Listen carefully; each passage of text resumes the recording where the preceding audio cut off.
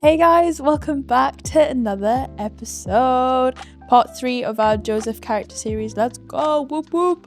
I have my both me and Zach just said nothing and let you take that. Sorry, carry on. To my left, I have the zealous. Oh, Wait, did you want me to say my own name? Yeah. I thought because you said zealous. Hey, I'm zealous Zach. Let's go, and Do I have to give incredible Izzy. Oh, sorry, I can't do that. Okay, to recap from 37 to 41. Tell us. Joseph, favourite of his dad, gets sold off by his brothers because they're like, you're a little rat. Oh my god. You're telling us your big dream and you think we're gonna like bow down to you. And then he gets sold off into Egypt, into Potiphar's house. He's in charge of that. And then his wife, Potiphar's wife's like, oh my gosh, you're so hot. I want to sleep with you. Almost gets into a scandal. But man runs away. He flees from that sin. Yeah, he does. From that temptation. My boy. He runs Come on. away. He gets tracked into prison. And then he is in charge of his prison ward. Yeah. Whoa, crazy. And then there's the cupbearer and the baker. And they both have dreams. And then he interprets them correctly. Boom. Facts. And then Pharaoh has a dream. And he's like, oh my gosh, I don't know how to interpret this. Everyone around me is like not interpreting it well at all. And then the cupbearer remembers Joseph. Oh my gosh, this geezer. He interpreted my dream so well. Yeah, he does. How about you take him, use him? So then he does. And now he's in a position where he is ruling over Egypt because he interpreted Pharaoh's dream correctly. Second in command, baby. Second in command. What a story. What a story so Ooh. far. That is the story so far. They should make a movie out of it. Maybe they should make a musical out of it. Go and sing us a bit. I actually won't because I just won't stop. That's good self-control. Thank you. Oh, everyone's phone's buzzing. That's mine, sorry. Oh, does somebody want to start reading? I can read. Yeah, go for it. Where are we going? From chapter 42. I'm going to read from the ESV. What translation do you have? NIV. Oh, what do you have? Niv. NIV. Dang, I kind of feel left out now. That's okay. ESV gang, stand up. Okay. When Jacob learned that there was grain for sale in Egypt, he said to his sons, why do you look at one another? And he said, behold, I have heard that there's grain for sale in Egypt. Go down and buy grain for us there, that we may live and not die. So 10 of Joseph's brothers went down to buy grain in Egypt. But Jacob did not send Benjamin, Joseph's brother, with his other brothers, for he feared that harm might happen to him. Thus the sons of Israel came to buy among the others who came, for the famine was in the land of Canaan. Should I just keep going? Go for it. Yeah. Now Joseph was governor over the land. He was the one who sold to all the people of the land. And Joseph's brothers came and bowed themselves before him with their faces to the ground. Joseph saw his brothers and recognized them, but he treated them like strangers and spoke roughly to them. Where do you come from? He said. They said, from the land of Canaan to buy food. And Joseph recognized his brothers, but they did not recognize him. And Joseph remembered the dreams that he had dreamed of them. And he said to them, you are spies. You have come to see the nakedness of the land. They said to him, no, my lord, your servants have come to buy food. We are all sons of one man. We are honest men. Your servants have never been spies. Whoa. Well, Okay, I feel like just one interesting thing we should probably say is the nakedness of the land does brilliant. not mean they were looking for naked people. Zach. It means it's I think it's like a metaphor. Is that or an idiom? That's It what means says. that they were looking for the weakness of the land. So they were trying to find the spots where potential raiders could come in and steal everything. Sure. So he implies, no, you're trying to look for literally the weakness of the land that we live in to steal everything. Cool. And then I feel like a question I have is, did you guys notice that they say we are honest men? Yeah. I don't think they're very honest men. They're not being very honest by saying that comment. I'm sorry. Right in front of his brother that they sold. Well, they Sorry? didn't. Well, I think that's You're this. saying you're honest? This whole section we're like reading, we're about to read. It's all like part of it is to all build up towards this reconciliation and the redemption of the brothers, and to see their character transformed from such dishonest and unkind men to being more godly and honest men. So I think it's really interesting when we're starting to see this language come in, and saying how they're honest men, yet they still obviously have such guilt. Even in the beginning of chapter 42, where Jacob is like, why do you keep looking at each other? Obviously the word of Egypt sends like shivers down their spine because they know what they've done. So they still have this guilt, they still have this conscience, yet it's turning towards, I don't know, you just see the little Being bit of light in scared and it. fear. Yeah. Because, I mean, yeah, what you're saying is so true. Because I reckon whenever either Joseph's name was brought up or Egypt was brought up, they were probably like reminded of what they've done. Absolutely. So they're just like crippled in fear. The fact that they have to now go to Egypt to go get food, they're probably just so scared. But what do you think Joseph was like feeling when he first saw his brothers? I think it's unimaginable what he would be feeling.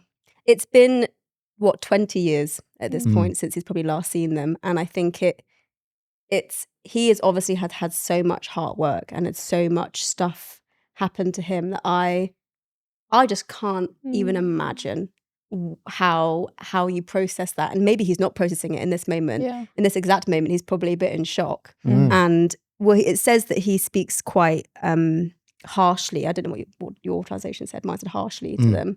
But I think that's also really interesting. I was reading a few commentaries and they were saying that basically, because Joseph's response to them is really interesting and how he treats them as we continue to read. But he isn't just this soft, lets them get away with it and forgives them. He's actually led by the Holy Spirit to actually be a bit harsher, to then lead them to this restoration and full restoration and full like redemption in it. But yeah, I think it's interesting that that's his response, and he remembers the dreams in that point, because this is the fulfillment of his dreams. Like, this is a huge moment, actually. Oh yeah. Like, he had these dreams when he was 17 years old, Yeah. and then here they are 20 years later being fulfilled, and he's watching it happen in front of his own eyes. And actually, like, the brothers sold him into slavery with the pure intention to stop those dreams from ever happening. And then here it is, because of their actions. It led Joseph into the place he's now in. And these dreams are being fulfilled. Like, they created the way, which also just shows how God can use human actions to still make his plans come through. But who knows what Joseph is thinking in this moment, where these dreams he's reminded of, they are fulfilled for the first time. Yeah, he's seeing his brothers who betrayed him so horrendously for the first. I have no idea how he would be feeling. Yeah. Zach, what do you think? Oh, sorry, you about to say something. Yeah, Michelle, what do you think? Yeah, I was just gonna say, like, imagine. I mean, the fact when Joseph was reminded of those dreams, like that dream coming true, I'm just thinking how God, like, God already knew that he would be at this point where his brothers would be doing that. So he knew, like, from the get-go that Joseph would be sold in slavery, going through this like rough time. I just think, like, God's in the detail even in our own lives, right? Like, when we tried to forecast like our future, we tried to plan ahead, but then God's already, like, he already knows what's going to happen, whether that's the ups and the downs, and this is just like proof of it. Like, he showed Joseph in a dream what would happen in a more like illustrative way. But yeah, again, like, it came to be. So I just think that was awesome. But also what you're saying, Izzy, is so true, that he probably was feeling mixture of different feelings. Like, he probably was feeling like kind of like relieved to see his family in a way, but then like angry and upset. Because I mean, he was by himself in Egypt and like going through all these different like situations, scenarios in his life. But like, I feel like you still have some sort of love left for your family. I don't know what the human response, like, if you take out the like Jesus or God element of it, like, actually, even if they're your family. If you've been like thrown into slavery, sold off by them, like there's just such pure hatred. It can be so easy for bitterness. Yeah. And like, just because they're family doesn't mean you love them. So I think it's really, but that's God's work in him that he still loves them 100%. Yeah, I think exactly. humanly, I don't think that's natural. Yeah, and I think like the way, sorry, I will let you speak, Zach. But like him, like I'm thinking like him maybe speaking harshly to his brothers was maybe a way of him like masking how he actually felt. Because like later on we'll read on how he like has to take himself away because he's like, he has to cry. He just wants to cry and weep because, you know, however he might be feeling. But I don't know. Yeah, that's what I was thinking. Anyway, what were you going to say? I mean, I don't think I really had much to say. I just find it so interesting how he immediately like accuses them, which it almost does seem like he's putting up a front, but doesn't necessarily allude to what he is truly feeling. Yeah. It more just seems like he doesn't want them to know how he's truly feeling. And so he masks it by this harsh, that's it, cold exterior. Yeah. To almost like buy him time to then figure out what he's actually going to do. Yeah. I think we need to keep reading. Yeah. And just see what happens because a lot gets revealed. Do you want to? You're so good at reading and I hate it. So. Thanks, man. It's all right. That laugh gave me the ick. I'm kidding. Okay. From verse 12. Okay. He said to them, "No, it is the nakedness of the land that you have come to see." And they said, "We are servants, are 12 brothers, the son of one man in the land of Canaan. And behold, the youngest is this day with our father, and one is no more." But Joseph said to them, "It is as I said to you, you are spies. By this you shall be tested. By the life of Pharaoh, you shall not go from this place unless your youngest brother comes here. Send one of you and let him bring your brother, while you remain confined, that your words may be tested, whether there is truth in you or not. Or else, by the life of Pharaoh, surely you are spies." And he put them all together in custody for 3 days. On the third day, Joseph said to them, "Do this, and you will live, for I fear God. If you are honest men, let one of your brothers remain confined where you are in custody, and let the rest go and carry grain for the famine of your households, and bring your youngest brother to me. So your words will be verified, and you shall not die." And they did so. Then they said to one another, "In truth, we are guilty concerning our brother, in that we saw the distress of his soul when he begged us, and we did not listen. That is why this distress has come upon us." And Reuben answered them, "Did I not tell you not to sin against the boy? But you did not listen. So now there comes a reckoning for his blood." They did not know that Joseph understood them, for there was an interpreter between them. Then he turned away from them and wept.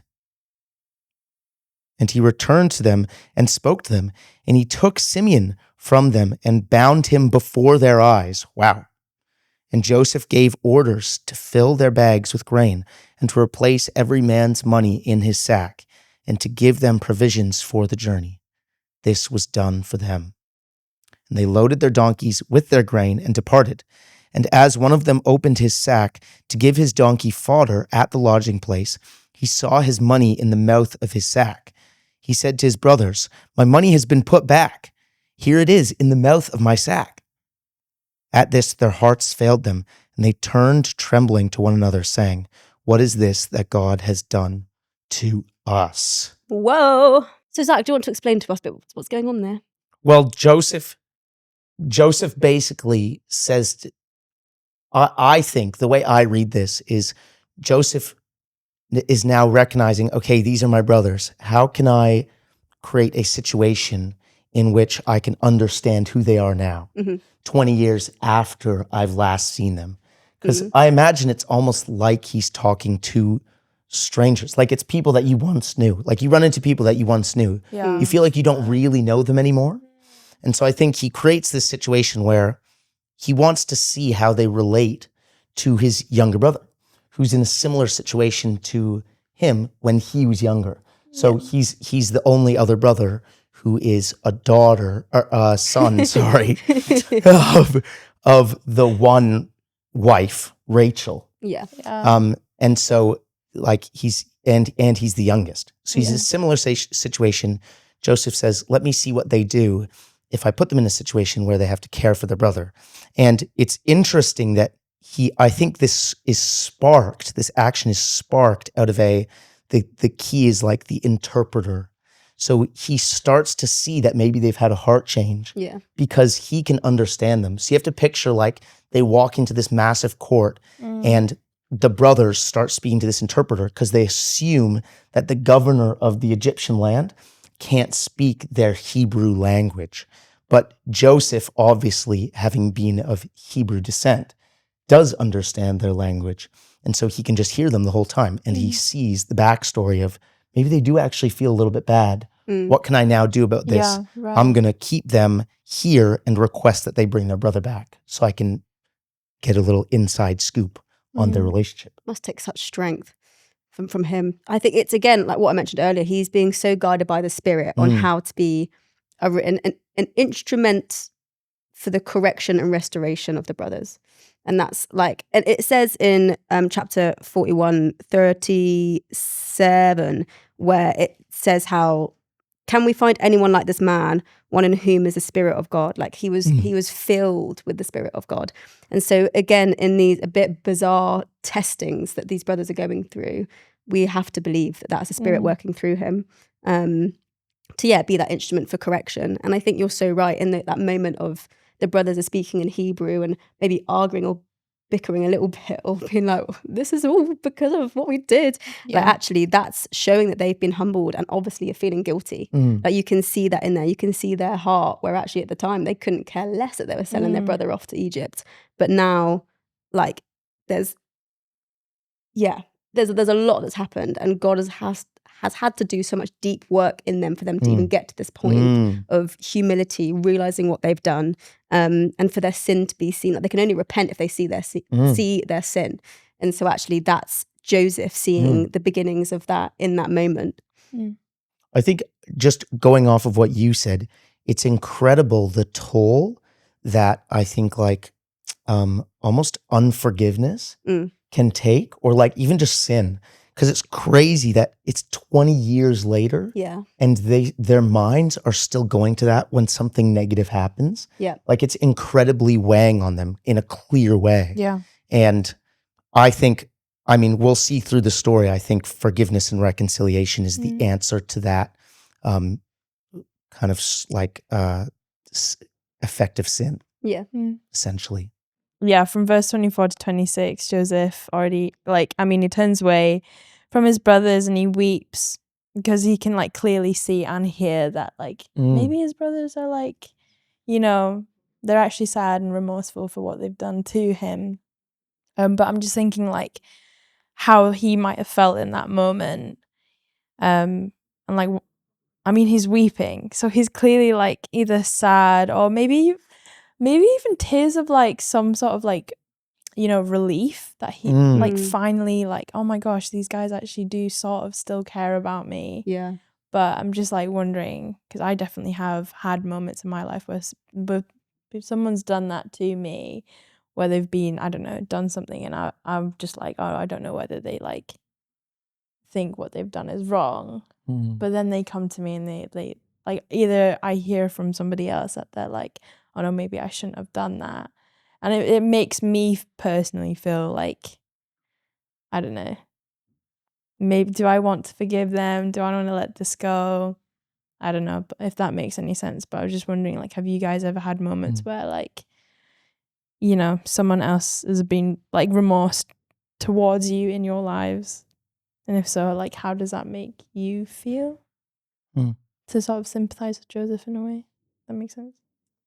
Does that question make sense? It does make sense. I'm pausing because I think I haven't experienced that. I think the key people in my life that have hurt me either have no idea or I don't think I'll ever get that. And I think part of my journey, and actually what I see a lot in Joseph, is that he's in these 20 years, he's forgiven them a long time ago. He's had to. He couldn't be dealing with this now if he hadn't forgiven them yet.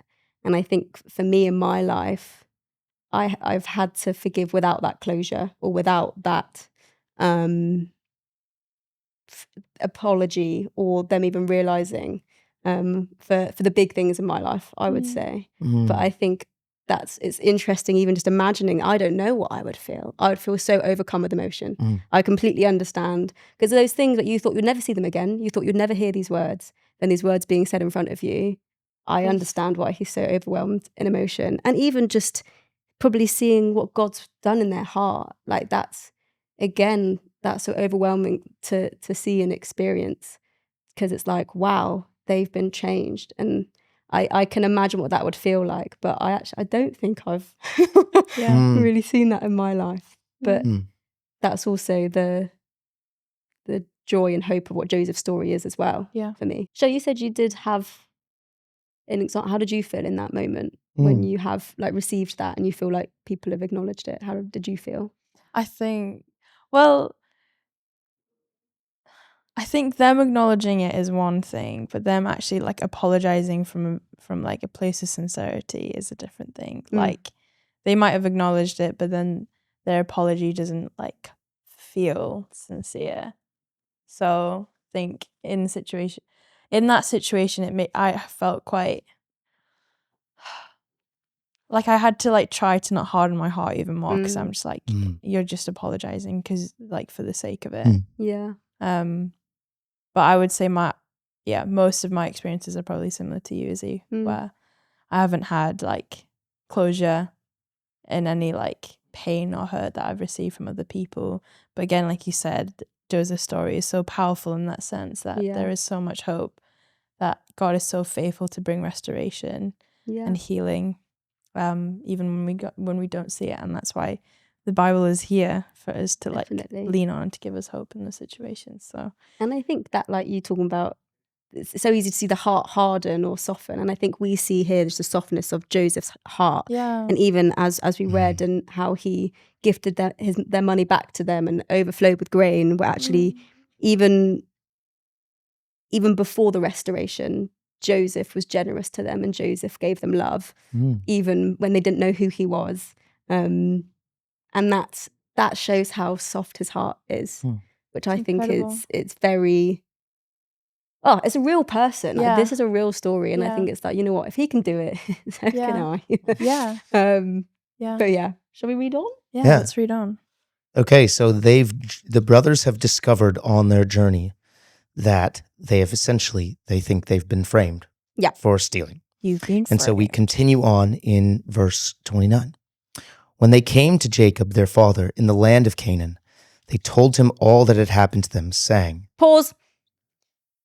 That's a plot twist. So the first time when they came back to speak to their dad, they did not tell the truth at all. They twisted so much stuff. They said that Joseph was been ripped apart on all of this.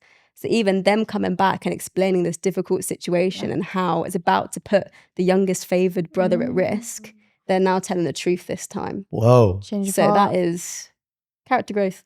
Continue. So carrying on the story, the brothers on their journey find the grain and their money in their sacks, and they go back to their father, and they speak to him and tell him everything that's happened. And they just summarize the whole story. And that's pretty much all of verses 29 to 34. And they explain their whole journey. And something that I looked up, tell me, was the distance from Canaan to Egypt. I feel like this makes me sound really nerdy. How long? It's 480 miles. Almost like the song. Come on. She had to fit in there. I know. She's Scottish. Oh my gosh. Well, what? 500? That's crazy. She's Scottish. But no, in all seriousness, they estimate that it would take 24 days approximately to traverse from Canaan into Cairo, Egypt. That's a long time. 24 days. Imagine you get framed and then you just have to stay with the people that you're framed with for 24 days, let alone your brothers. Holy smokes. You would have to be a tight family. Yes. You'd have to know each other very well. Long time. And then I imagine they would just be thinking about, what are we going to tell our father like once the 24 days is up. Absolutely. And it's kind of cool that after all of that thinking, they then choose to be truthful. Which is a plot twist. Yeah, which is a plot twist. They probably had tons of time to reflect. I mean, 24 days to the T to reflect. Guys, we are losers for doing this. No, but I think it's true. It's last time when they threw Joseph in the well and they had to come back to say this is what's happened to your youngest son, that they twisted it all and lied. Where this time they have been honest and truthful, which really shows character and heart growth. Yes, Izzy. Yes. Yeah, and then they empty their sacks, and the father basically like shames them almost, I guess you could say, for Simeon not coming back, one of the brothers. And he says, my son Joseph is gone, and now you return to me without another one of your brothers. Yeah. And he ends this chapter by saying, my son shall not go down with you, for his brother is dead, talking about Benjamin, the youngest one, who Joseph requested to come into Egypt.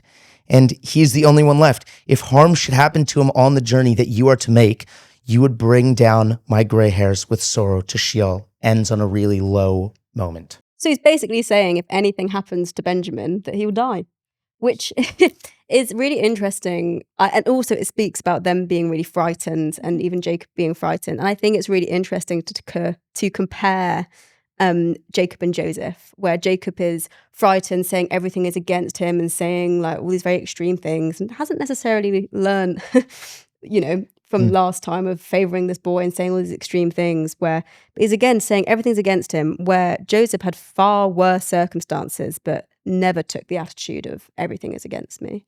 Which so good. Which I think is really interesting. And also like them being so frightened, like what are they frightened of? Like, is it their own conscience? Is it that they've received something they haven't deserved? Or is it of Joseph? Like, who really knows? But there's definitely a lot going on in there of that whole family being frightened. And so they kind of basically decided to not go back. And, they don't know how long the famine was going to be. So obviously Joseph knew it was going to be 7 years. But they probably went out in the first year of famine. So they thought, it will pass and it'll be fine. We'll just leave the bro in jail. Lol. And that was their mindset. But that obviously we know the famine continued, and so the story continues. Shall we try and summarize some sections? Yeah, we can summarize I think we can summarize the first 15 verses. Go on then, mate. Basically, they eat all of the grain. Yeah. So again, a chunk of time has passed. We're now in a next section of the story, the next chapter in 43, and they've eaten all the food. And they're trying to persuade their father, their dad. They say, we need to go back. The famine's still going. We don't have enough grain. We don't have enough food. Let us go back, but we need to take Reuben. Otherwise, he's going to kill us. Benjamin. He's literally, sorry.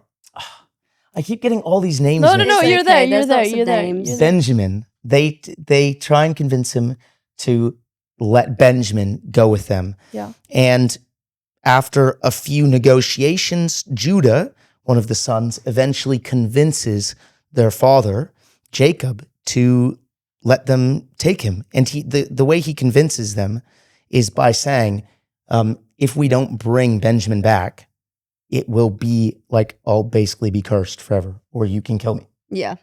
Like he puts his own life on it. Yeah. On the fact that he will bring them back. And so then finally... Which also, character change. Because I think he was one of the key people who first sold Joseph back in the day. Yeah. And now he's saying, your favoured son, where last time that was a reason why I hated him, now I will protect him with my life. Redemption arc. So then their father says, okay, you can go back, you can take Benjamin, but also take a gift. So they try and get on Joseph's good side by bringing a gift. And verse 15 says, so they took this present and they took double the money with them. So they're going to return the money. And they went down to Egypt and stood before Joseph. Do you want a fun fact about that? Go on, tell us. There's 10 brothers. I think double the money. They took 20 pieces of silver, which is the exact price they sold him for. 20 years before. Wait, what? Something like that. So they first sold him for 20 pieces of silver, and now they're literally bringing that back to him. That's so crazy. Please continue to summarize. Okay, Zach. so continuing to summarize, verse 16 to 25 essentially just describes more of the scene. It just sets the layout. So Joseph prepares this massive feast for him and his brothers because he sees that they're on their way. And the brothers, they arrive before Joseph does to the place that they're going to eat, and they start to lay out the gifts that they've brought to him. And that pretty much takes us up until verse 26. So follow along with us in verse 26. It says, when Joseph came home, they brought into the house to him the present that they had with them and bowed down to him to the ground. And he inquired about their welfare and said, is your father well? The old man of whom you spoke, is he still alive? Can we just Let's pause. pause there? Yeah. They bowed down. That's a dream. That's the dream. Another round 2. Do you remember that dream? I 'Cause do he had- remember that dream. Do he you had 2 remember that dreams. dream? Yeah. 2 dreams, 2 bows. Yeah. And it's like that is that's like a prophecy. I think one interesting thing is sometimes you have to wait decades for the Lord's word to come to fruition. Kick in. That can take a really long time. Yeah. And patience and trust is key Yeah. to be able to stay in those waiting Wow. periods and not lose faith. And we see that in Joseph, and it ends up coming true, which is kind of crazy. Yeah. But then another kind of really cool plot detail is that the very thing that set this whole story into motion was this exact moment. Yeah. The brothers wanted to avoid this exact moment. And now it's come full circle. We can cut this if we want to. One of my favorite quotes from Kung Fu Panda. Okay. One often meets his destiny on the road he takes to avoid it. Wow, that does apply. Totally applies. This is, were you being sarcastic? Listen, I'm deadly serious. They try to avoid what the Lord says is going to happen through Joseph's dream. And in avoiding it, it comes true. Yeah. Oof. Fulfillment of prophecy. And I love how you like briefly touched on how it can take decades for like a prophecy or like a word that God has said for it to come to fulfillment in our lives. And that's so relevant to us now. Like God did a lot of work both in Joseph and his brothers. A lot of character work, character development and heart work. And I think God often does that with us when it comes like we can feel like we heard like God say something in our lives. We're like, oh no, wait, God told me that this was going to happen. And when it doesn't happen in the time frame that we give it, we get disappointed. Yep. And we can get angry with God. Absolutely. But like it takes longer than that. Like as we can see, sometimes it can be quicker, but also sometimes it can be longer than we might have expected it. But God is like in the detail. Like he knows exactly what is good for us. He knows when it's right for us to receive it, when our hearts are right. Like he cares more about our character and our heart and our development than he does the ultimate outcome. Obviously the outcome's great, but also he cares about Definitely. the journey too. So For sure. yeah. Keep going, Zach. Should we Let's keep going. You're a designated reader today. Verse A. I'm here for it. Verse 28. They responded and said, your servant, our father, is well. He is still alive. And they bowed their heads and prostrated themselves. Again, it emphasizes that posture, that fulfillment of the prophecy. Yeah. And he lifted up his eyes and saw his brother Benjamin, his mother's son, and said, is this your youngest brother of whom you spoke to me? God be gracious to you, my son. Then Joseph hurried out, for his compassion grew warm for his brother, and he sought a place to weep. And he entered his chamber and wept there. Then he washed his face and came out, and controlling himself, he said, serve the food. Whoa. It's crazy because he's only up until this point been interacting with his half brothers. Yep. And now he becomes overwhelmed with emotion once again when he sees his brother of full blood. Yeah. That must be incredible. You imagine you're separated from your younger brother for 20 years. I'm assuming, I don't know the age of Benjamin, but I'm assuming they grew up a little bit together. I think, Yeah. right? And Close in then, age, surely. pardon? Close in age. Yeah, I surely. would assume so. So I'm assuming they would have Right. grown up and probably been quite toy, as you say, because they have the same mother. So that must, again, be very powerful. And it makes sense that if he was the youngest at the time, he would have changed the most over the 20 years. Yeah. So it makes sense that then Joseph has to say, is this Benjamin Yeah. who is your youngest brother? Let's keep going. But just deep, man. Deep. It's Deep, so deep, deep. deep. I'm deep in it. Deep in it. And they served him by himself, and them by themselves, and the Egyptians who ate with him by themselves, because the Egyptians could not eat with Hebrews, for that is an abomination to the Egyptians. And they sat before him the firstborn according to his birthright, and the youngest according to his youth. And the men looked at one another in amazement. Portions were taken to them from Joseph's table, but Benjamin's portion was 5 times as much as any of theirs.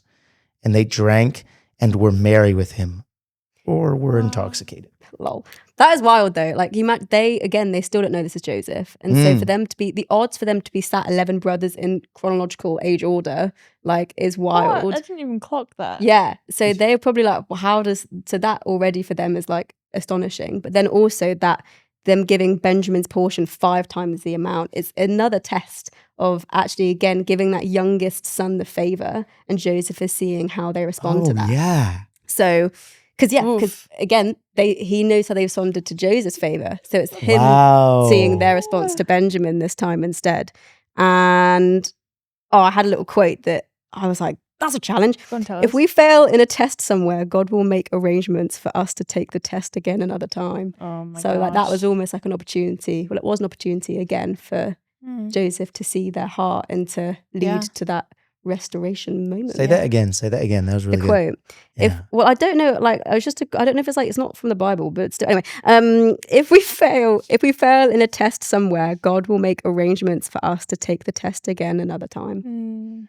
Listen, I think one of the things I've learned, and a mindset of mine that has changed while I've been a Christian the most, like especially over the past few years, is God's disciplinary love. Yeah. I think is so special. Yeah. Where he holds us to such a high standard with a balance of grace. Yeah. Like who else would require you? Like he won't just leave you at a point of failure. No. But he'll build up your character time and time again. Yeah. Even if you continue to fail, he's going to lovingly give you another opportunity to stand up. Kind enough to meet you in that place, but not to leave you there.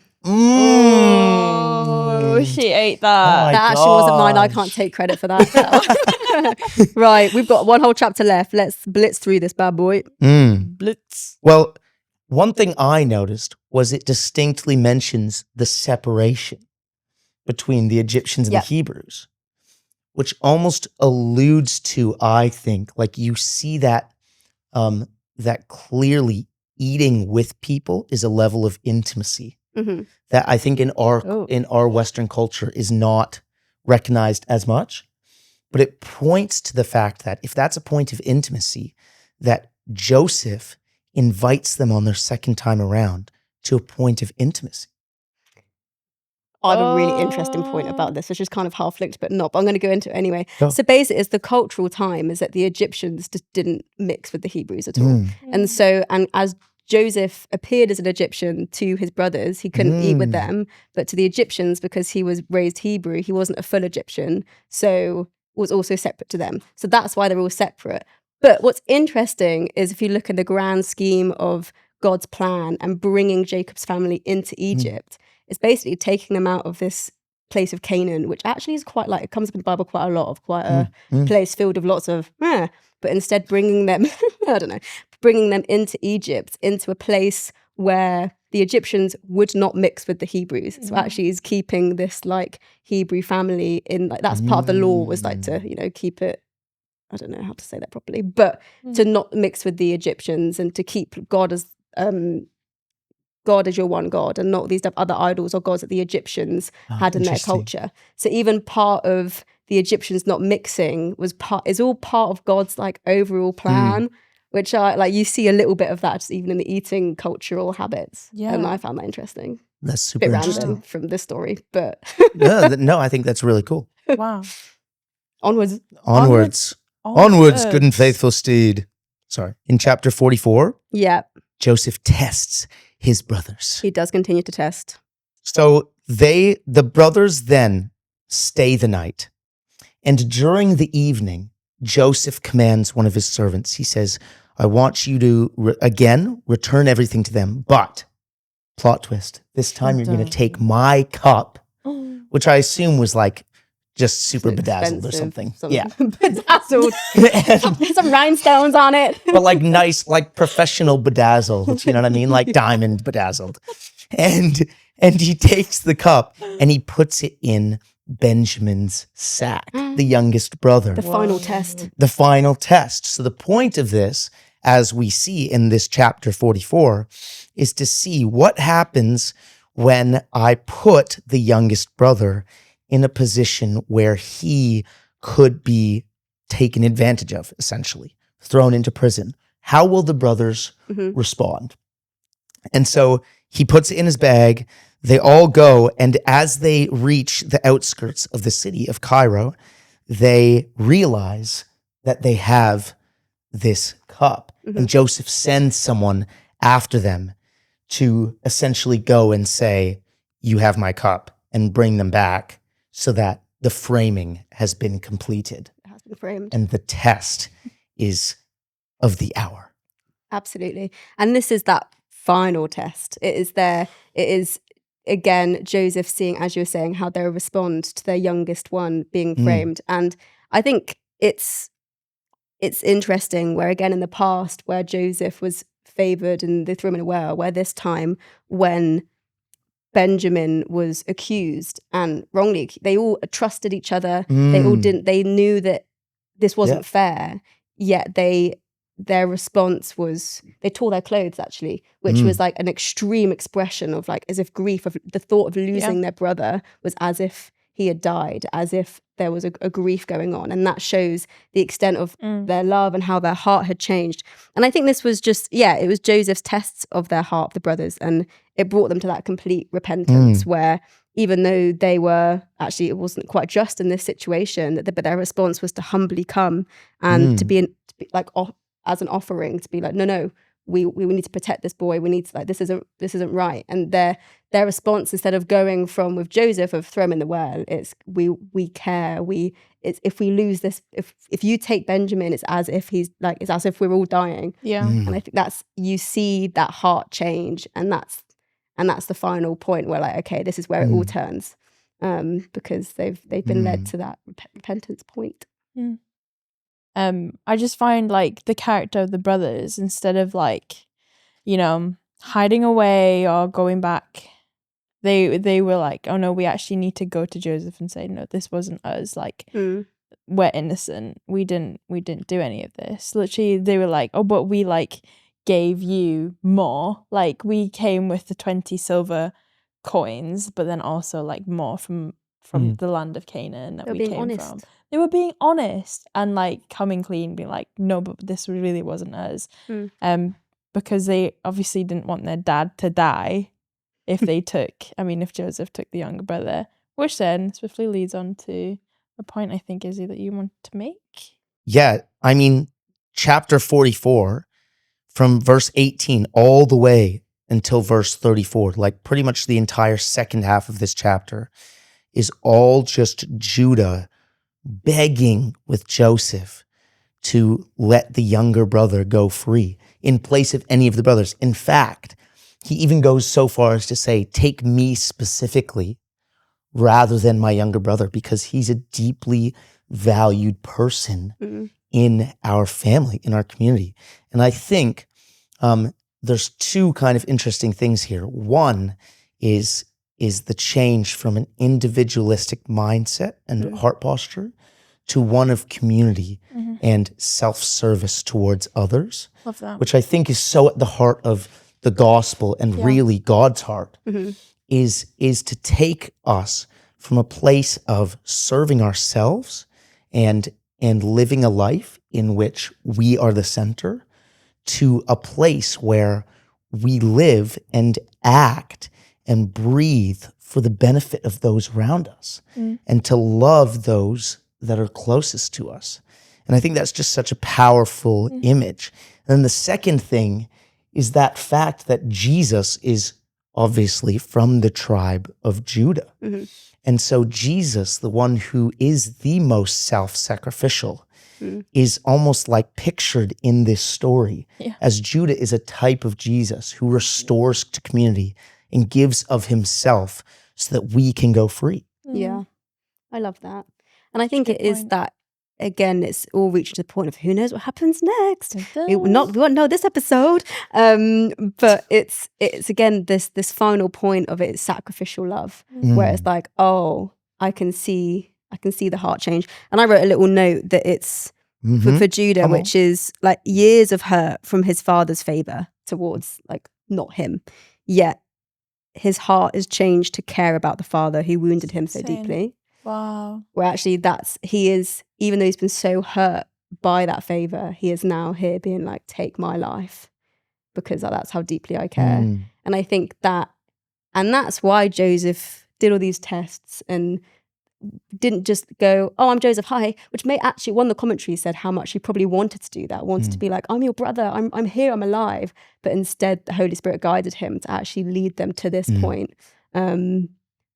Up until the next point, which is next episode. Yeah, next episode. But I think it's just beautiful, again, to see this story coming together of such deep hurt and brokenness and family breakdown and feuds and like lack of hope and empty promises, and actually see how it's all fulfilled. And like God often works quite in a roundabout way where things do come back round. Yeah. And so actually seeing that come together in a real life, real family story, I think it's just incredible that we can read that. It's so incredible to see like God's hand over the whole situation and our whole family. Like he cares so deeply that he would go to the extent of like, thing is, I was reading and I was just like, if it wasn't for Joseph to be in the position as the second in command, Egypt wouldn't have stored all of the grain from the 7 years of fruitfulness. Fruitfulness to like store all of the wheat and all of that, all of the food for the 7 years of famine. If it wasn't for him doing that, his brothers wouldn't get to the point where they would need that food during the famine. To like, they wouldn't even have like come into Egypt. Yeah, and I just love how like God's hand is over every single season, and it's the same for us. Like God's over every single season in our lives. When we don't think like things are adding up and things don't make sense, God is often in it. Yeah, and we just don't know what it's for, but God does, which is the hope that we can hold on to. And then this is a spoiler for the next episode, but it's some of the language that Joseph uses, which is like, God placed me here in front of you. He put me here ahead of you. Yes. And I think we can really see that how God had a plan and how even God used famine and family breakdown and all this stuff to still look after his people and bring redemption and sacrificial love. So it's incredible. Yes. Last point before we come to a close, the point that you were mentioning about Judah, the scripture, the first will be last and the last will be first, and love those above yourselves. That, like, those few verses just came to my mind. Like, in cases where we feel like I want to be first, like God is often the one that will make us first when we put others ahead of ourselves, if that makes sense. So then, I mean, that's what happened to Judah. I mean, he was hurt deeply by his dad. Imagine being like, you know, not really noticed by your dad, even though you're the firstborn, and then all the favor goes to your younger brother. Like, you're probably just gonna be like, Dad, what the heck? Like, you know, I'm your eldest son. Do you really not love me? So I can probably imagine. Well, I don't. I actually can't imagine how hurt he was, but he probably was really hurt. It's a lot of healing, a lot of hard work. Exactly, a lot of hard work to get to that point, which just. It's incredible how God remember that too in our own lives. Like, there's a lot of work took place, a lot of healing, a lot of time. Yeah. It's not as instant. Exactly. 20 years, bro. Dude, it took 20 years. How old will you be in 20 years? We 42. Ew. Wow. What? Yo. I'm not 42 now. I'll be 44. Anyways, guys, thank you so much for tuning in with Zach and Izzy and Michelle. This has been an incredible episode. Tune in for the next one. Last pretty sure it's the last one, right? Yeah. Last episode on the Joseph character study. So tune in then. But see you later for now. Toodles! Toodles!